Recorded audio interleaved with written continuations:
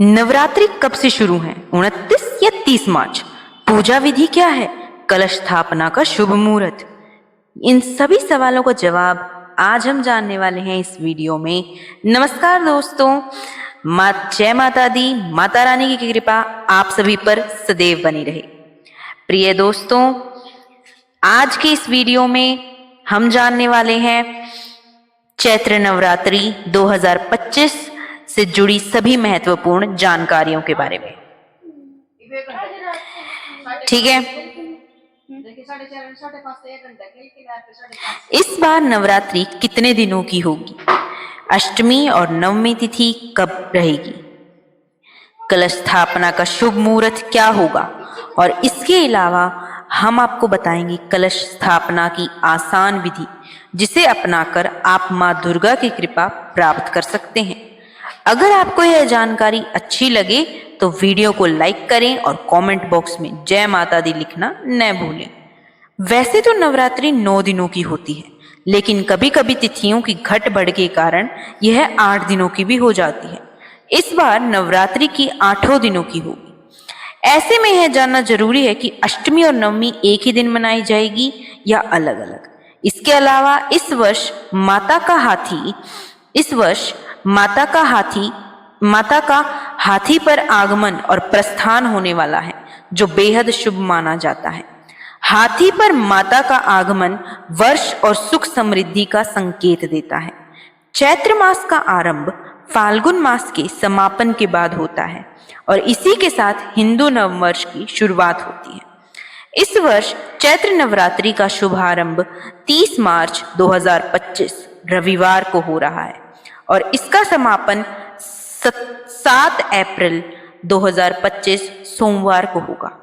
नवरात्रि के इन पावन 9 दिनों में मां दुर्गा के 9 स्वरूपों की पूजा की जाती है, जिससे जीवन में सुख, शांति और समृद्धि आती है। कलश स्थापना का महत्व और शुभ मुहूर्त। नवरात्रि के पहले दिन कलश स्थापना करने की परंपरा अत्यंत प्राचीन है। यह घर में सकारात्मक ऊर्जा का संचार करता है और देवी की कृपा को आकर्षित करने का सर्वोत्तम उपाय है।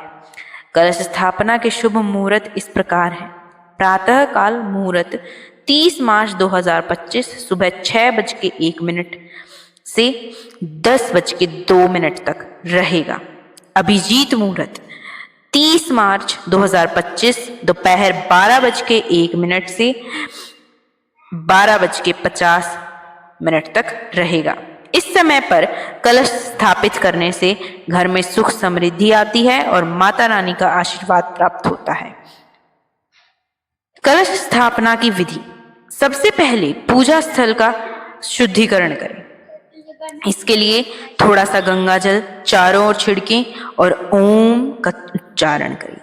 अब कलश लें और उसे गंगा जल से शुद्ध करें। कलश के अंदर पहले गंगा जल डालें और फिर उसमें हल्दी की गांठ, सुपारी, सिक्का, अक्षत और दुर्वा डालें। इसके बाद कलश को ढकने के लिए नारियल लें। नारियल को लाल चुनरी में लपेटें और उसे मौली रक्षा सूत्र से बांध दें। नारियल को इस तरह रखें कि उसका ऊपरी भाग बाहर की ओर रहे। अब लकड़ी की चौकी लें और उस पर लाल या पीले रंग का कपड़ा बिछाएं। अब कलश को चौकी पर रखें और उसके चारों ओर अक्षत छिड़कें। इस दौरान ओम देवी दुर्गाय नमः मंत्र का जाप करें। यदि संभव हो तो कलश के पास जौ बोने के लिए एक मिट्टी का पात्र भी रखें। माता की पूजा में इन रंगों को बहुत शुभ माना जाता है। इसके बाद मां दुर्गा की मूर्ति या तस्वीर को पूजा स्थल पर रखें। अखंड ज्योत जलाने के लिए शुद्ध घी या तिल के तेल का प्रयोग करें। दुर्गा सप्तशती या देवी मंत्रों का जाप करें और संकल्प लें कि आप 9 दिनों तक माता की आराधना करेंगे। नवरात्रि में माता रानी के 9 स्वरूपों की पूजा का विशेष महत्व होता है। हर दिन माता के एक रूप की पूजा करने से विशेष फल की प्राप्ति होती है। पूजन के दौरान देवी को लाल फूल, नारियल, हल्दी, कुमकुम, दूध, मिठाई और पंचमेवा अर्पित करना शुभ होता है। अखंड ज्योत जलाने के नियम। नवरात्रि में अखंड ज्योत जलाने का विशेष महत्व है। यह देवी के प्रतीक रूप में माना जाता है और यह पूरी नवरात्रि बिना बुझी जलती रहनी चाहिए। अखंड ज्योत जलाने के लिए एक बड़ा दीपक लें, उसमें घी या तेल डालें और एक लंबी बत्ती लगाएं। इस दीपक को इस प्रकार रखें कि कोई भी हवा से ज्योत बुझ न सके। ध्यान रखें कि अखंड ज्योत जलाने के लिए पर्याप्त घी या तेल पहले से तैयार रखें।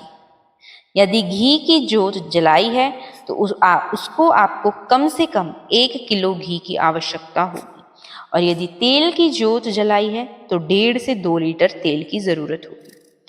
चलिए अब हम जानते हैं पूजन की विधि। पूजा की शुरुआत करने से पहले गणेश जी का आवाहन करें, क्योंकि कोई भी शुभ कार्य बिना गणपति वंदना के पूरा नहीं होता है। गणेश जी को अक्षत, सुपारी, फूल और लड्डू अर्पित करें और ओम गण गणपते नमः मंत्र का जाप करें। अब माता की मूर्ति या तस्वीर को स्थापित करें। माता के आसन के लिए अक्षत रखें और फिर उनकी तस्वीर को वहां स्थापित करें। इसके बाद माता की श्रृंगार सामग्री अर्पित करें और धूप दीप जलाकर आरती करें। नवरात्रि के दौरान व्रत और नियम। नवरात्रि में कुछ विशेष नियमों का पालन करना चाहिए। सात्विक भोजन करें और मांसाहार, लहसुन, प्याज से परहेज करें। दूसरा, ब्रह्मचार्य का पालन करें और किसी को अपशब्द न कहें। तीसरा, दिन में 2 बार माता की आरती करें और दुर्गा सप्तशती का पाठ करें। अगर व्रत कर रहे हैं तो केवल फलाहार करें और 1 बार सात्विक भोजन ग्रहण करें। व्रत के दौरान किसी भी प्रकार के नशे से दूर रहें। अष्टमी और नवमी पूजन। अष्टमी और नवमी के दिन कन्या पूजन का विशेष महत्व होता है। माता रानी को प्रसन्न करने के लिए 9 कन्याओं को भोजन करना और उन्हें दक्षिणा देना अति शुभ माना जाता है। सबसे पहले कन्याओं को आमंत्रित करें और उनके पैर धोकर उनका स्वागत करें। उन्हें हलवा, पूरी और चने का प्रसाद अर्पित करें। माथे पर कुमकुम लगाकर उन्हें आशीर्वाद दें। उन्हें लाल चुनरी और दक्षिणा भेंट करें। कलश विसर्जन और व्रत समापन। नवरात्रि के अंतिम दिन कलश का विसर्जन किया जाता है। पूजा समाप्त होने के बाद कलश को किसी पवित्र नदी या किसी वृक्ष के पास विसर्जित करें। माता की मूर्ति को भी गंगा जल से स्नान कराकर सम्मान पूर्वक विसर्जित करें। व्रत समापन के दिन भंडारे का आयोजन करें और जरूरतमंदों को दान दें। ऐसा करने से माता रानी की कृपा सदैव बनी रहती है। नवरात्रि का यह पर्व हमें आध्यात्मिकता, शक्ति और सकारात्मकता का संदेश देता है। इन 9 दिनों में जो भी व्यक्ति सच्चे मन से माँ दुर्गा की पूजा करता है, उसकी सभी मनोकामनाएं पूरी होती हैं। माता की कृपा से जीवन में सुख, शांति और समृद्धि का संचार होता है। अगर आपको यह जानकारी उपयोगी लगी हो तो वीडियो को लाइक करें, कमेंट बॉक्स में जय माता दी अवश्य लिखें और चैनल को सब्सक्राइब करना न भूलें। माता रानी का आशीर्वाद सदा आप पर बना रहे। जय माता दी।